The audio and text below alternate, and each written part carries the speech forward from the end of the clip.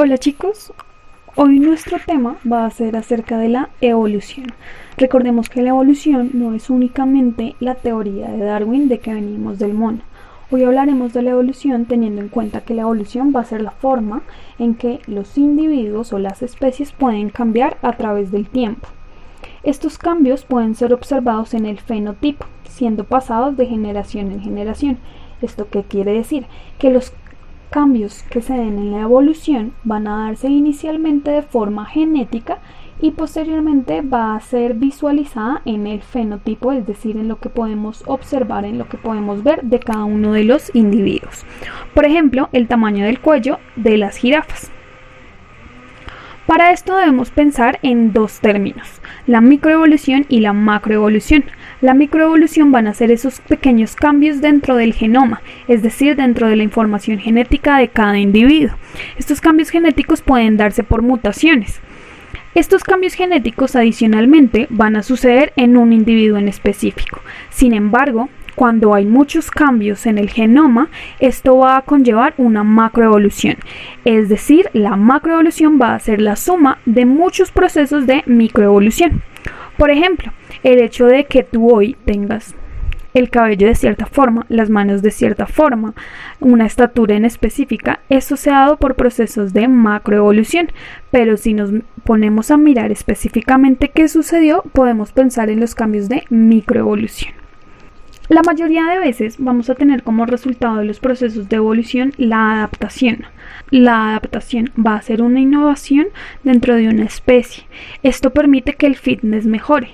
El fitness, no entendido como lo conocemos hoy en día, como las personas que hacen ejercicio o comen sano. Biológicamente, el fitness es la capacidad que tiene un organismo de sobrevivir y de producir una nueva generación. Por ejemplo, una adaptación para el camaleón será esa capacidad que tiene de mimetizarse con su entorno, es decir, tomar el color de su entorno, como en esta imagen. Esto permite que el camaleón pueda pasar desapercibido por sus depredadores y además esto podría asegurar de alguna forma que se reproduzca. Un proceso de adaptación sucedió después de la desaparición de los dinosaurios. En el periodo Jurásico, recordemos que llegó un meteorito al planeta Tierra y que eso implicó que muchos organismos vivos de gran tamaño, es decir, los dinosaurios, murieran. Lo que esto conllevó es que quedaran muchos hábitats desocupados, es decir, los lugares que estaban ocupando los dinosaurios quedaron libres. Estos espacios podían ser utilizados por otros individuos mucho más pequeños que lograron sobrevivir, permitiendo que cada uno de ellos se adaptara, se acostumbrara a cada una de las situaciones o el hábitat en el que se podían encontrar. Esto permitió también que se diera una diversificación de los individuos, haciendo que cada especie tuviera un proceso por medio del cual se diferenciara del resto y esto generara mayor cantidad de especies. Otro ejemplo de la adaptación es el caballo que conocemos hoy en día. Si retrocedemos millones de años hacia atrás, podemos pensar en el Hyracotherium. El Hyracotherium fue un mamífero pequeño, el cual se cree que fue el antecesor de los caballos. Este Hyracotherium era pequeño y aunque tenía también 4 patas, era también mucho más delgado que lo que conocemos hoy como caballo. Posterior a esto apareció otro individuo llamado el Mesohippus o el Merychippus o el Pliohippus, hasta llegar al género que conocemos hoy en día como el Equus, es decir, el género de los caballos. Lo que sucedió fue que el Hyracotherium estuvo teniendo pequeños cambios que dieron como resultado el caballo que conocemos hoy en día.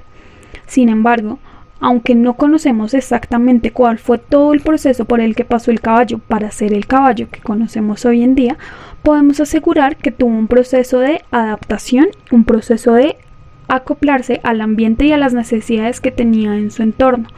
Todo esto con el fin de mejorar su fitness, es decir, mejorar la capacidad de reproducirse, cumpliendo con la característica de que la adaptación va a ser esa capacidad de que los individuos hereden sus características. Además a esto tenemos diferentes teorías de la evolución. Hoy podemos hablar de dos teorías diferentes. Inicialmente la teoría de las características adquiridas. Esta teoría fue adquirida por Lamarck. Él decía que si un individuo necesitaba cambiar su físico, su fenotipo, para poder ser beneficiado de cierta forma, estas características serían heredadas por sus hijos. Por ejemplo, él menciona que las jirafas inicialmente no tenían un cuello tan largo, sino que tenían un cuello más pequeño, y que como los árboles estaban creciendo cada vez más, las jirafas necesitaban tener cuellos cada vez mucho más altos para poder alcanzar los alimentos que necesitaban. Y lo que sucedía era que los animales que no tenían un cuello tan alto no podían alimentarse bien, entonces terminarían muriendo. Por otro lado, tenemos la teoría de las mutaciones. La teoría de las mutaciones fue mencionada por Mendel, el cual decía que existían genes dominantes y recesivos, los cuales van a ser heredados hacia los hijos. Asegura que no todos los individuos van a ser totalmente iguales a sus progenitores, que sí tendrán algunas características parecidas, pero no siempre serán iguales. Además, este proceso nos dice que puede darse por cambios en el genoma, es decir, en la información genética, que van a implicar cambios físicos. Por ejemplo, tú eres la suma de las características que tienen tus papás, es decir, tu mamá y tu papá, pero no eres totalmente igualito a alguno de los dos, aunque tienes características similares. De esta forma podemos saber que la evolución es un proceso que se da por millones y millones de años en las diferentes especies, que seguramente no podremos visualizar un proceso completo, pero aún así podemos ver los pequeños cambios que han sucedido. Esta evolución va a ser observada solo durante millones de años.